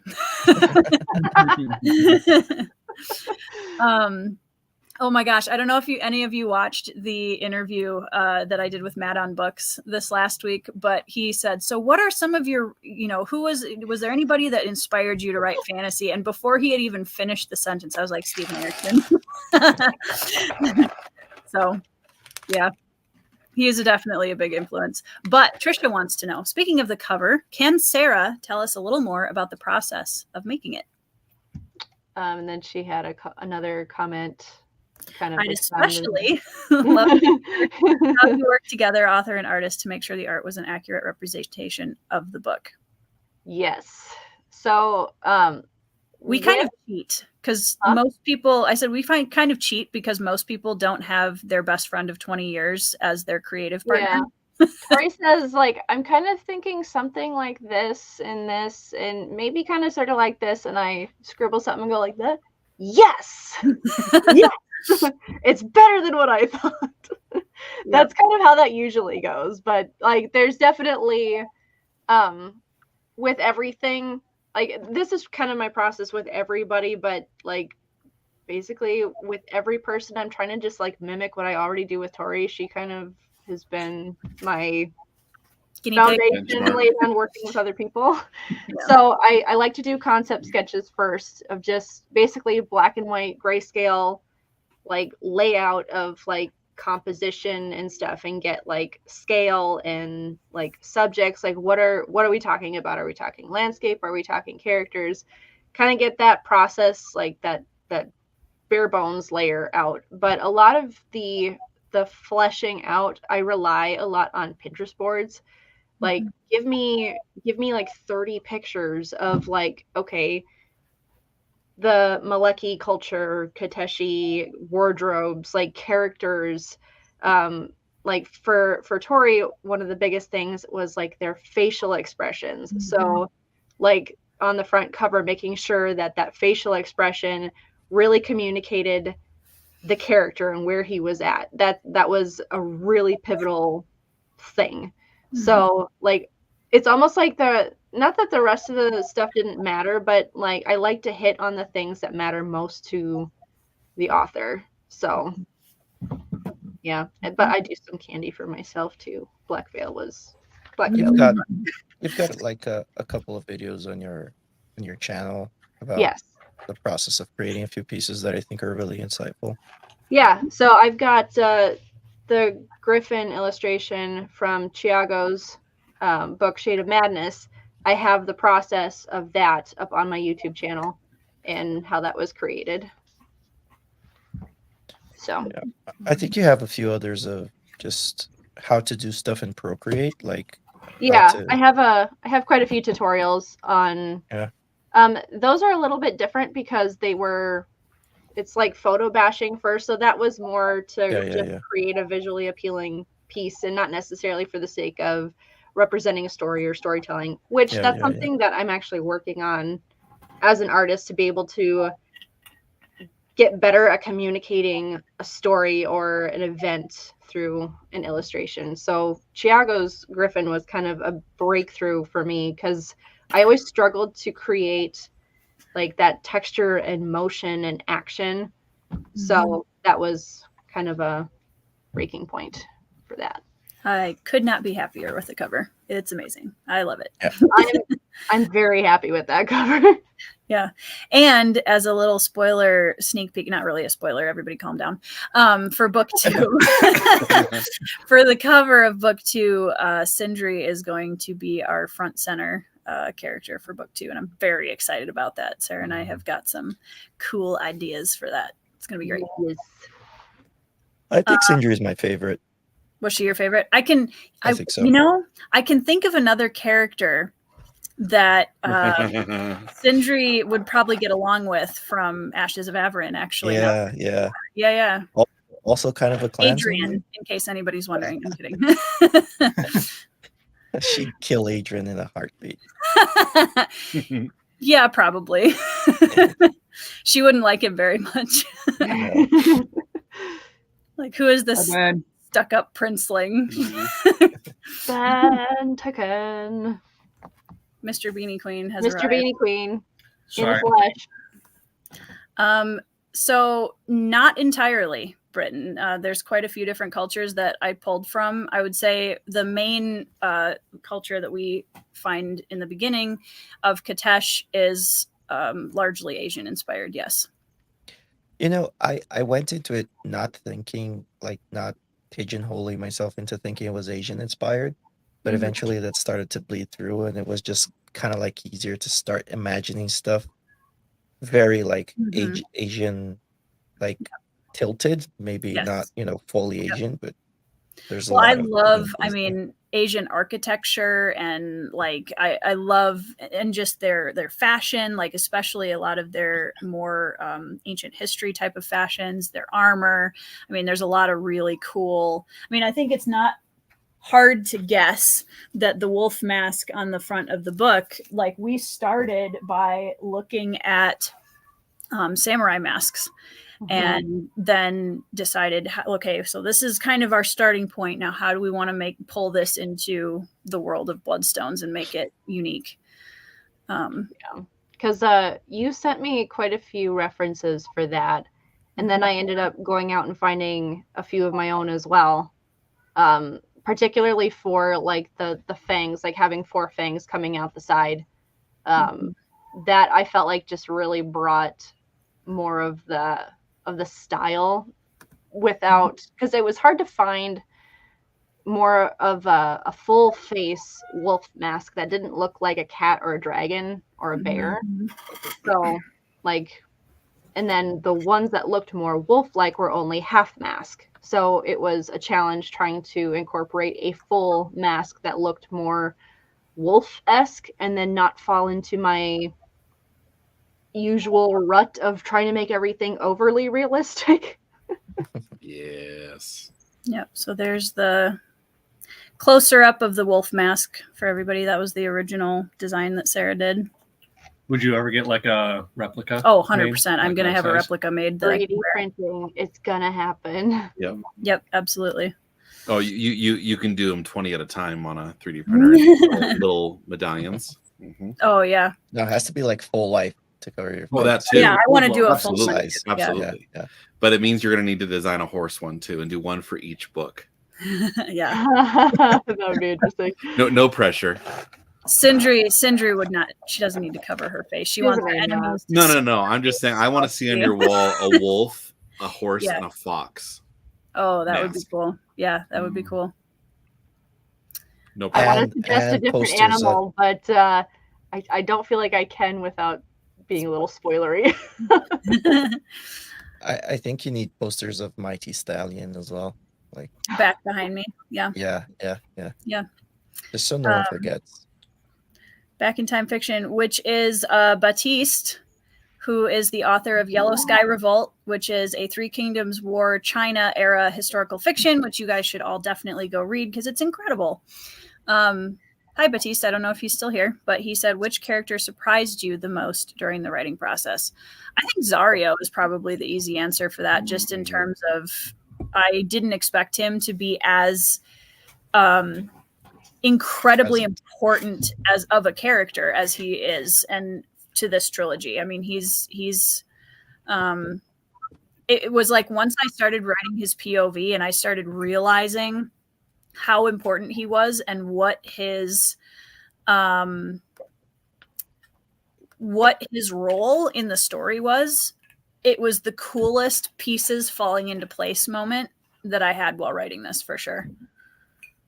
Hashir just kind of walked in there too. Hashir also just, well, I wanted to introduce the Corral before we get to the second series, and Hashir being with Sindri's tribe just made a lot of sense. So for anybody who has not read the book yet, Hashir is a character that is a race called the Corral, which are basically Viking Minotaurs, like my version of that, and they. Oh, I liked him. I've never heard his name pronounced. So Yeah, Hashir. Let me see. I can find you guys this was a concept art piece I had done like 12 years ago almost now. That well, this isn't exact. Sarah's going to redo it. And it's going to be closer to what I imagine, but this is close. No pressure. Yeah. So this is kind of what the Corral look like. And Hashir is a lot darker than this character who shows up in Edge of the Earth. But they are very cool, and I wanted to introduce their race here before we get into the next series. Let's see. Oh, Kay popped in. Hi, Kay. That was a while ago. I know, I'm trying. Brian says, so few epic fantasy start as strong as chapter 1 immediately. I was really happy with how chapter 1 felt, because to me, chapter 1 isn't just setting up book 1, it's setting up the trilogy. Yeah. And that was really important to me. I was like, if I'm going to spend the most time on a chapter in this book, it's going to be the opening. Yeah. I feel like a lot of that, like, kind of, you can attribute a little bit to your previous editor, because she really helped hone chapter 1 for Phased and really just impress upon the importance of gripping your reader at chapter 1. Yep. And not necessarily that you have to like jump into crazy action right away in chapter 1 or anything like that, but whatever's happening, really put the effort in to make it a good hook so that the reader can immerse into the story right away. I think I got everybody up there. There's another question. Nuclear Katie, who is one of my other beta readers, says, what chapter was the most memorable when you look back on the writing process? I don't know if I could pick a chapter per se. I kind of measure my books in like impactful moments, I think. And I don't know how many of them I could say without giving major spoilers. Man.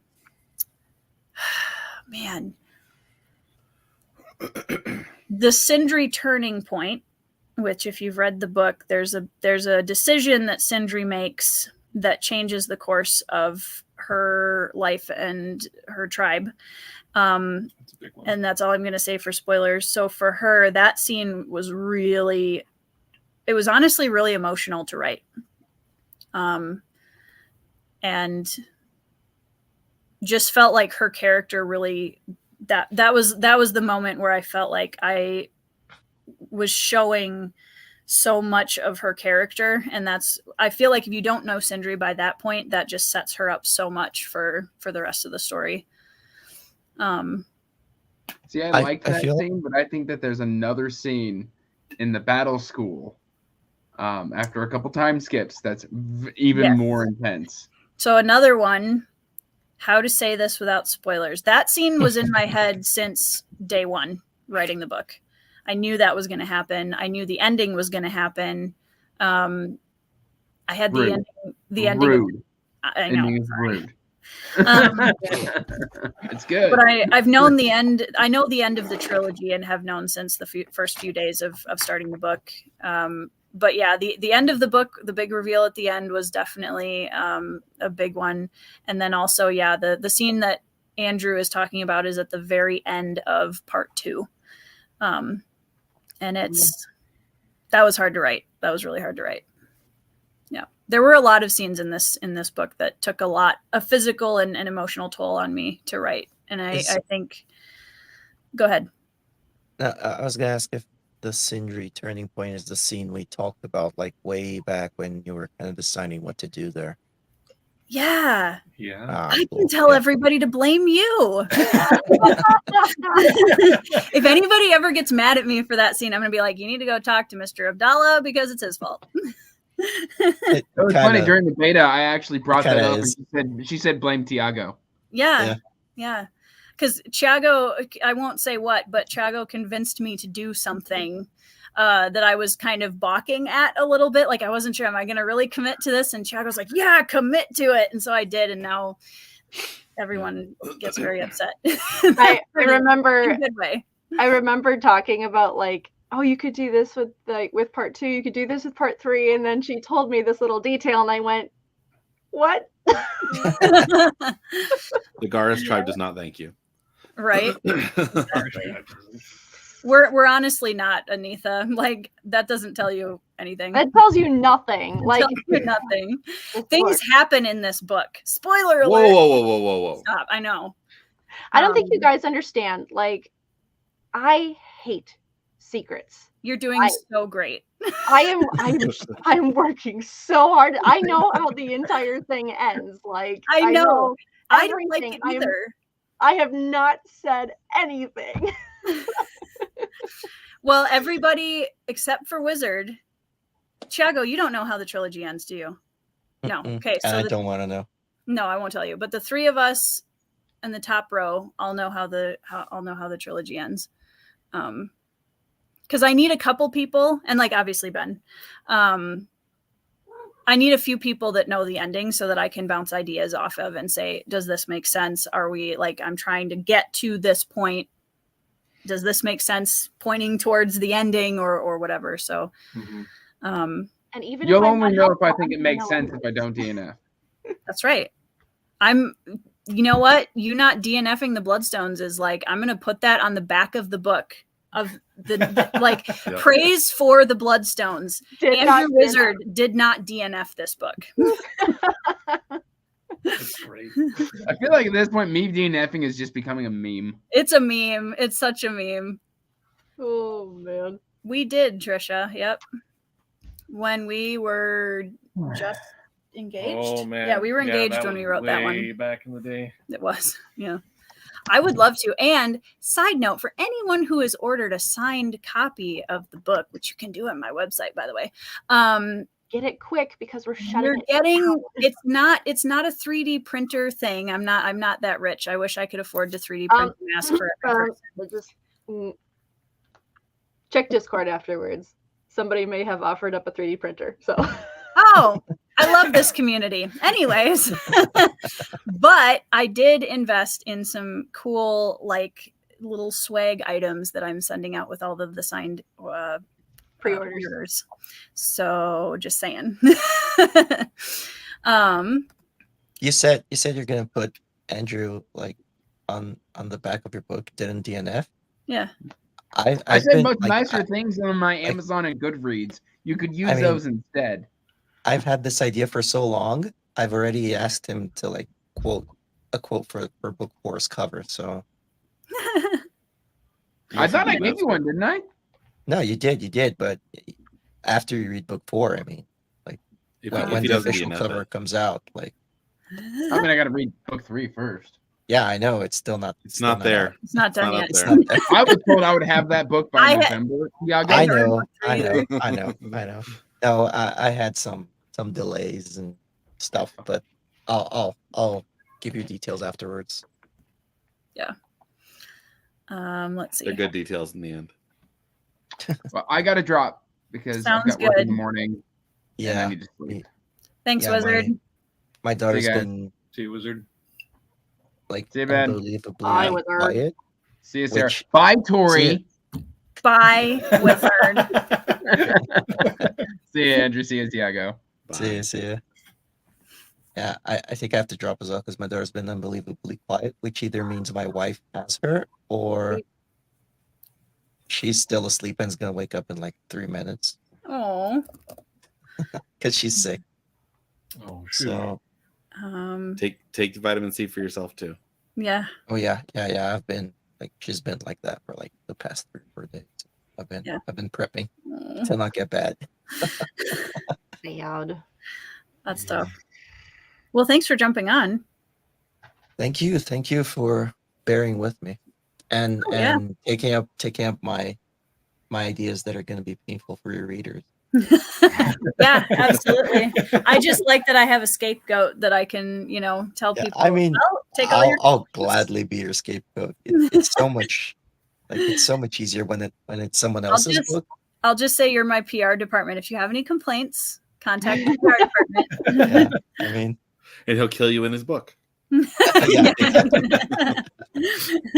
All the people who complain about my book suspiciously die in Thiago's next book. Yes. Cool. Okay, guys. Thanks. Have a great night. Congratulations again, Tori. Thank you. Bye. Bye. See ya. What songs am I ready? All of them?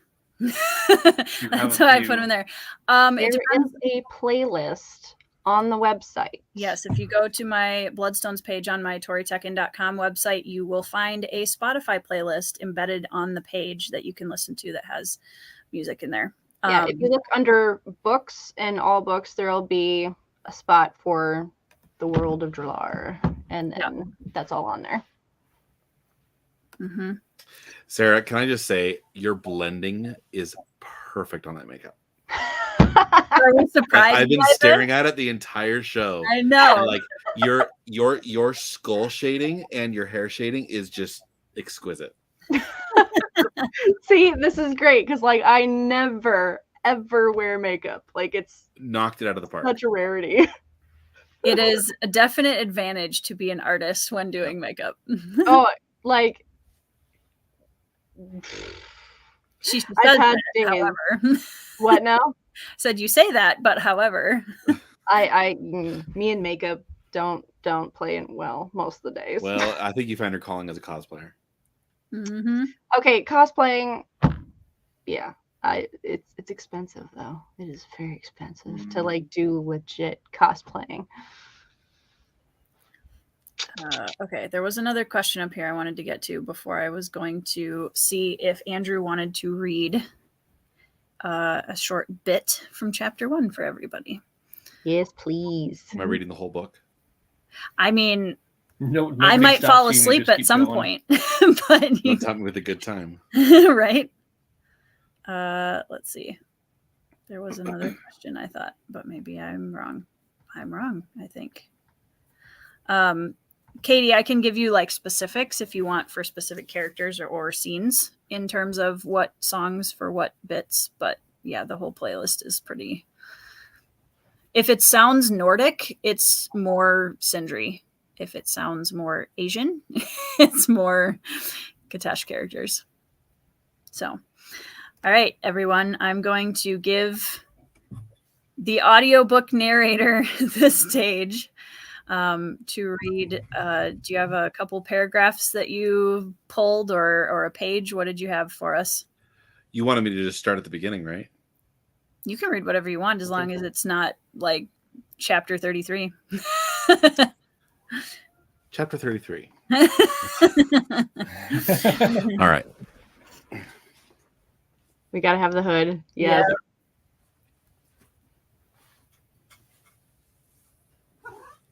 Hello, Pippin. Chapter 1, 21st year of King Canarian's reign. Any man who sheds a king's blood is great evil and must be cleansed. His name must be struck from the lips of the living, and his blood returned to the earth, to the last of his children. Katashi law.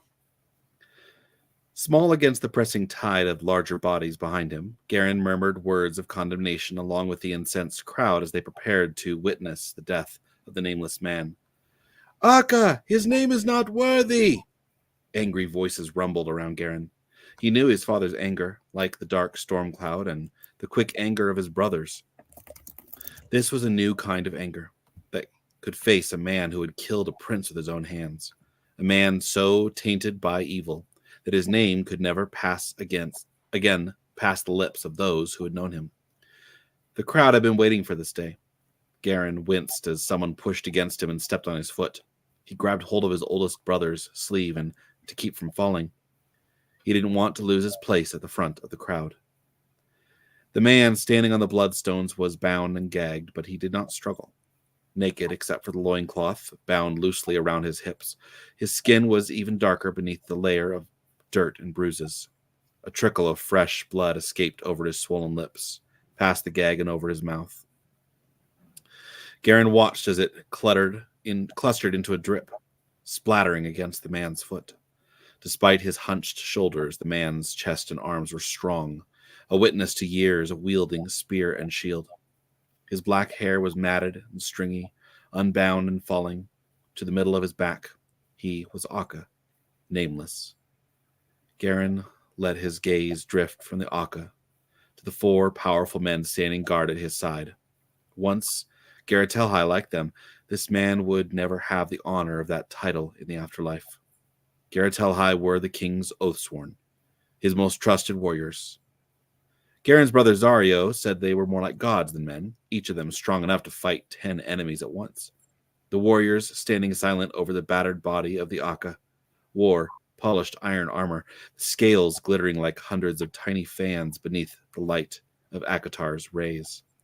The armor pieces were trimmed with blue and red colors, the gold emblem of the wolf and the fox on their shoulders. They carried spears with the hafts painted black, the blades honed to a deadly edge.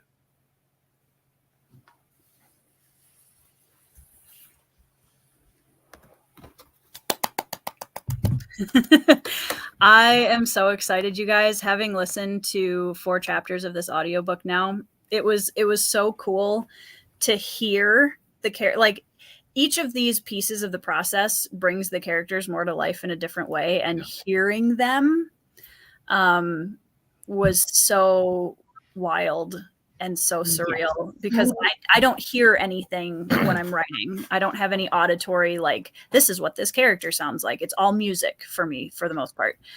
So there were a few characters that were literally chills the moment you heard the them. minute Master he started. Loki Master is just- Lowy was perfect. Wow. He's Yeah. so much fun. And what was cool about Master Lowy, and we talked about a little bit about like how you approach writing different or starting different characters and designing their voices. What I loved about Master Lowy is he's you slow everything down and he sounds like he has all the time in the world, and it is just like it was so perfect right away that I was very excited. To answer Oki, that is not the whole chapter. That's not the whole chapter. That's just the first 2 pages. And then Anitha, the audiobook should be out before the end of the year with everything going the way it is going right now. We're shooting for before Christmas. That'll entirely depend on how long it takes us to finish it and for the audio book aggregator to approve it. Mm-hmm. So worst case scenario, it'll be like the first month of 2024. Yes. Best case scenario, I'd like to have it available for purchase for Christmas. So. Yep. That'd be super cool. No, I don't know if I can handle it. Small against the pressing tide of larger bodies behind them. Aaron murmured words of condemnation alongside the incensed crowd as they prepared to witness the death of the nameless man. Akka, his name's not worthy. Angry voices rumbled around Garen. He knew his father's anger like a dark storm cloud, and the quick anger of his brothers. This was a new kind of anger that could face a man who had killed a prince with his own hands. Oh my god! Excellent. I feel like I have to rewrite the Bloodstones to be a fantasy western. I have to rewrite it. Hey, Andrew, only you're you're gonna have writing a whole another. lot of- Only you're writing another western. Yeah. The Western audiobook is released on Which- April Fools. By the way, everybody, if you aren't already aware of it, both Andrew and I have short stories coming out in the new anthology, Andrew of Winter. I'm getting there, guys. It's getting late. Advent of Winter, Yes. which is the Kickstarter is over, but you will be able to get the paperback and hardcover, I believe, in early 2024 on regular Amazon stuff. And yeah, we had fun writing our short stories, Yeah. and I'm very Yeah. excited for everybody to read them. Yep. So Andrew, I think you might have a few DMs for audiobook versions. the Yellowstone audio adaptation, yes. I did a in the hole there lived a hobbit in country voice It's gonna be over on amazing. Instagram. Oh, Yes. great. Yep. Those are fabulous. Yes. For anybody else, you can't have him until he's done with Bloodstone. However, yes. Oh, I can start talking now though. Yes. Like we can start. If someone's interested, give me a holler. Yes. Because you've done all of your own. You've done mine. You did Fae of Castle Garden this year. You did Seeker, Winds of Change. Yep, for Troy Knowlton. And that was And then I all do the Trisha's year. too. My wife. And all of Trisha's. Yep. Yep. Yeah. Everybody liked the first reading, and then there was mixed opinions. That's fine. As long as they're still here. Yes. Okay, so before we go, I have a game that I thought we could end on. And the comments, anybody in the chat will be able to play for some of the questions. Some of these questions are going to only make sense to those of us who have read the books, but there are some generalized questions in here as well. So we're going to play Would You Rather Bloodstones edition. Okay. Would you rather fight with a sword or fight with a spear? Easy. No spoilers, Britton. Sarah, what would you pick? The sword. Because I Andrew? know I'd whack myself in the face with that spear. A spear, a polearm can an untrained peasant can take out a samurai. So, a spear. I'm gonna go with a sword just because I feel like I would also whack myself in the face with it. See, I've done some sparring in the past when I was younger, and like I tried like pole arms and stuff like that, and it did not end well. And like I was always just quicker with the sword. So This is also your fault, Tori, for being a Raphael fan and not a Donatello fan. Sorry. Does the red face paint give it away? This is for you only, Pete. Thank you for asking for clarification. You are not arming the peasants. You are personally fighting with either a sword or a spear. Brian has chosen a spear with a sword duct taped to the tip. there you go. Nada, basically. Yep. I am tall enough, Chris, but I still like it's just too unwieldy, and I feel like I would be much more dangerous to myself. And I actually like sort of know kind of like in my very inexperienced way how to use a katana. So I feel like I could actually like, not totally suck. Ryan's got the ticket here though. Yes. You're going to love Sindri, Ryan.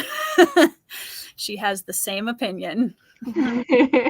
There's actually, and there's no spoilers, but there's a very funny scene that happens with that in the book that you guys wouldn't get there. There's a very funny scene that has to do with dual wielding swords.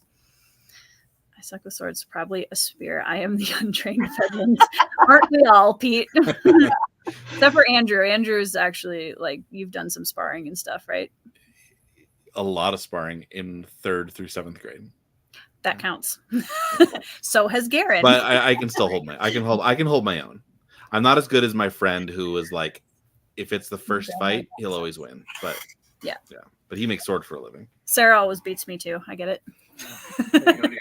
But speaking of size and Raphael, just in case anybody was missing those, I have a pair of black graphite size that I absolutely glad I got rid of my own. love. I love them. They're my favorite.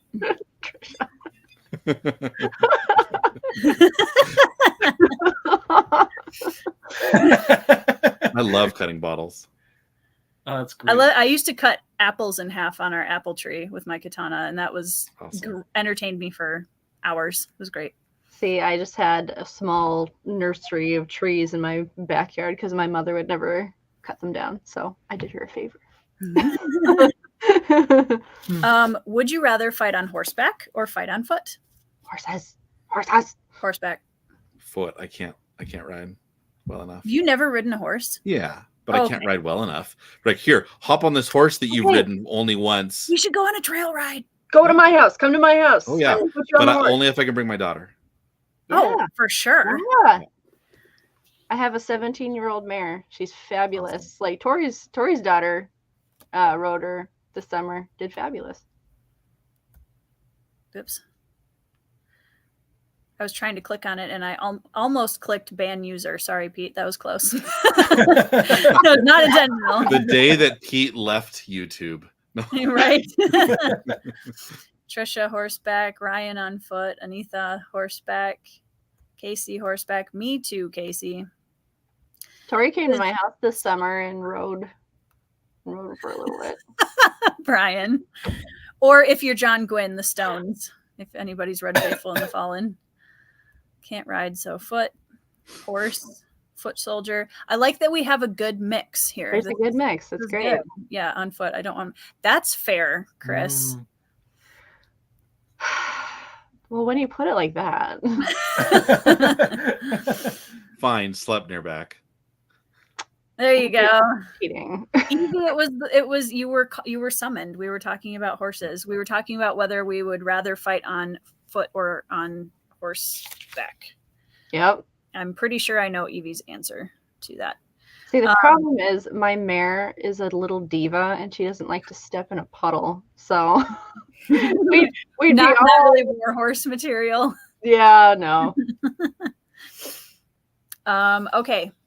So for those who have read the book, so in the chat, if you've read the book, you'll be able to answer this. Would you rather live in Katesh or Malik? I answered this earlier, Is your but answer? honestly, I'm going to change my answer. I love Moloch. Like the tribe culture is fabulous. Like you just feel like one big happy family, even though you're killing stuff all the time. I agree with Pete, and that's why. Okay. That's true. That's okay. true. They do have some good food. Yep. And there's a question later on that will also support this. You spelled it exactly right, Katie. Katesh, everybody wants to go to the sweet shop. Yep. Okay, that's valid. That's valid. Hige's sweet shop is no joke. See, I hate food, so like no worries. That's fair, Daniel. I don't know. I mean, I'm biased, but I can't pick both, can I? No, you cannot. No.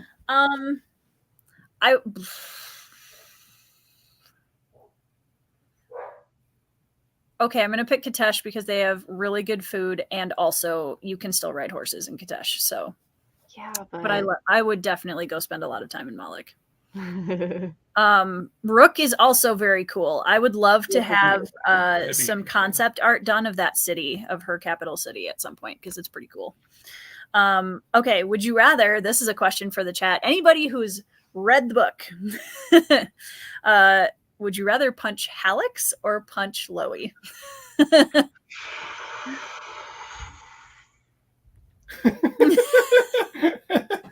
This was a debate in my Discord for a bit. All of the Discord there was a lot of comments about this. Yeah. All caps. Yep. See, I mean, I gotta go with Hallex. Anitha, this is the way. This is the correct answer. Correct answer. Loey. Ryan says we'll keep you posted. Casey, I told you this was going to be split. Huh. Andrew, what's your answer, man? It's Loey. Yeah. Yeah. I think Hallex for me. Mm-hmm. Yep. Matt says Hallex. Yeah. It's pretty split in the Discord too, from what I remember. Okay. This is not anything to do with, now that Chiago's not here, we put this in here kind of sort of for him, but now that Chiago's not here, this has nothing to do with Bloodstones because neither of these things are in Bloodstones, but Griffins or Dragons? Oh, I think I know what Ryan's gonna say. I like Daniel's option. Send Hashir to punch everyone. Yes. Yes. He only has to punch one of them, and then the punch will go through through Hallex. You gotta light him up. Everyone acts surprised that Ryan chose dragons. Griffins for Trisha. Yep. Griffins for Anitha. Griffins for Mike. Oh my goodness, all the Griffins. Well, I mean, we're getting some. There we go. There's some dragons. Got to go with dragons. Dragons. Sindri is greater than dragon. You know, she's kind of her own little human dragon in a way. Yeah. Dragons, not wyverns. This is something that is a weird little pet peeve of mine. Every time I see dragons of something on a cover and it's a wyvern, it drives me a little bonkers. Like, no. I let it go because there are. It depends on the setting. Yeah, but you can argue that all wyverns are dragons, but not all dragons are wyverns. What is a Wyloth? What is a Andrew? Wyloth? Read Andrew's Never books mind. to find out. Dragonish griffins, dragon. I asked Andrew what is a Wyloth just yesterday. Okay. Would you rather fight Garen or fight Sindri? We'll put this like not Garen in chapter 1. We'll just put it that way. Right. See, I feel like Sindri would be easier to distract. Probably. Here's the thing. If it's a duel, you can survive Garen. Because it's a duel. If he's supposed to kill you, there ain't no duel. You're already dead. Right? Mm-hmm.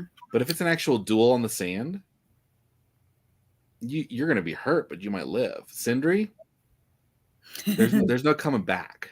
You'll be a pulverized pile by the time And she's- then some. And then C is for kill. That's right.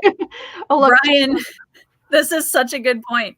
I mean, I'm going to get my face murdered either way, but at least Karen would be nicer about it. That is very true. Very true. Casey cannot choose Sindri, Garen, or are you choosing Sindri? Leaning Garen, but I don't know Garen in the end yet. Sindri kills with. It's true. She has a death glare that won't stop. sure. Anitha, if anyone could make friends with both Garen and Sindri, it would be you. I think they Yeah. would. They Bring would both. candy. Bring homemade candy. Yes. Yeah. I don't know what Sindri would probably think candy's too sweet. I don't know that she'd go for it. Okay, because we just What about jerky though? Because that is candy. It's meat candy. true.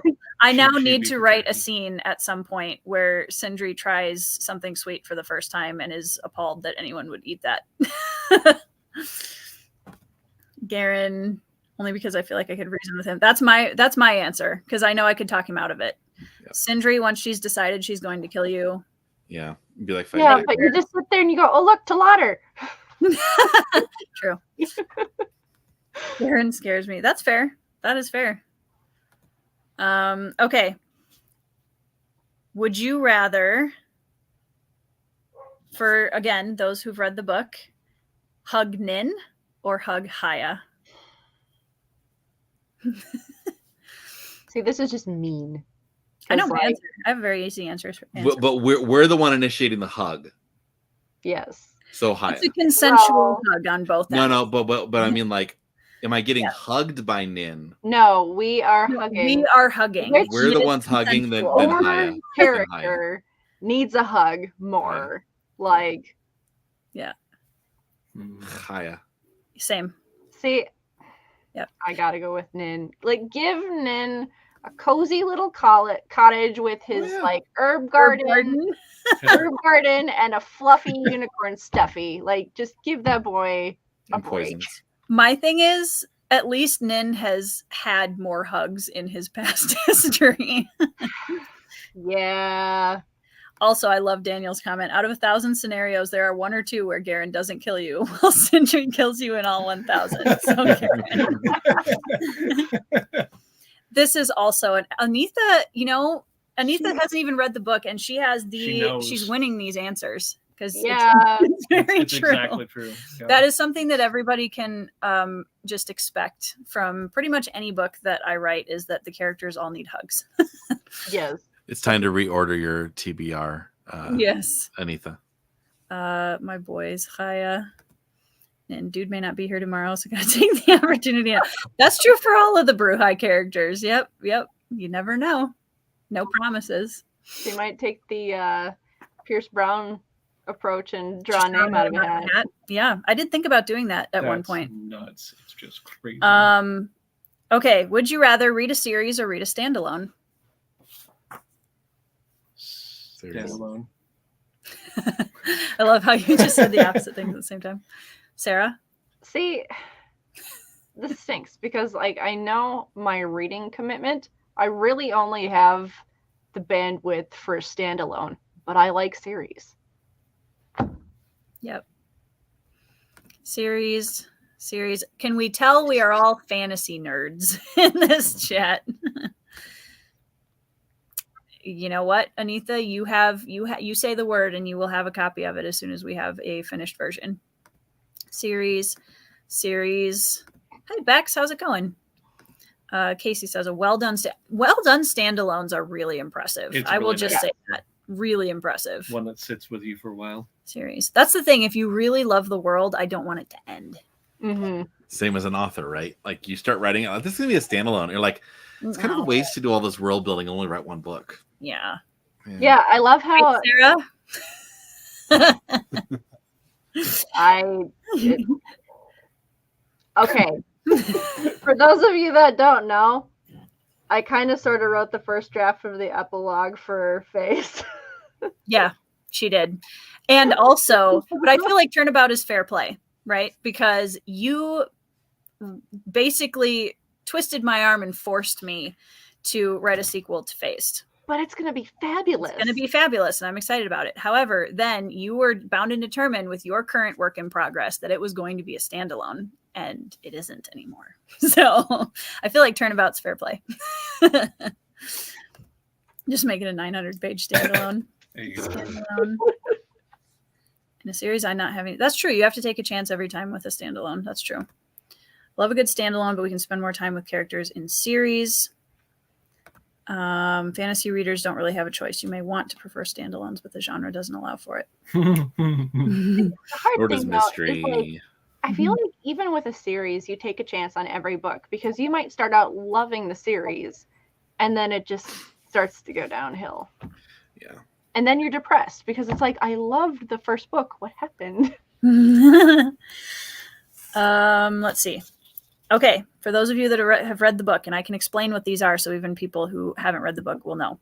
Would you rather eat Taki's soldier's spicy stew or drink Maleki Hiffa? Now, Hiffa is a drink in Malek that is a combination of fig wine and fermented mare's milk. So pick your poison. Spicy. Spicy stew. See, I'll try, like, I've done some missions stuff and like I've eaten bugs. Okay, like I've eaten like bugs deep fried in salsa, whatever, or whatever, sautéed in salsa. That's what it is. And so I feel like I would have to try the Hiffa, like at least once. And I don't mind. Well, if keeping it's offered, Yeah, absolutely. you I'd give it a wouldn't want to shot. say no and be rude. That would not be a smart idea in the Maleki. No, I'd like to keep my ears, please.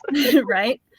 So the thing about Hiffa is I feel it's pretty potent stuff. So I feel like you wouldn't really care after the first few swigs. That's how they make it. Anitha's going to eat while drink. Yeah, you definitely would want to drink nearby for Taki's stew. Spicy fermented dairy. I was like, nope, that's fair. Drink, I can't do spice. Wine, say less. Oh, it's half of the combo, yes. Fermented dairy is yogurt. I can either eat hot stew or mare milk. Oh, life is hard. I know, it's the worst. What else is in the stew other than the way it's flavored? That's a good question. That's a good I question. don't know We didn't that think anybody about it. actually knows what Taki puts in his stews. Probably some kind of, it's probably very heavily meat and starch based because with not a ton of vegetables because they're soldiers, so they just quick and easy.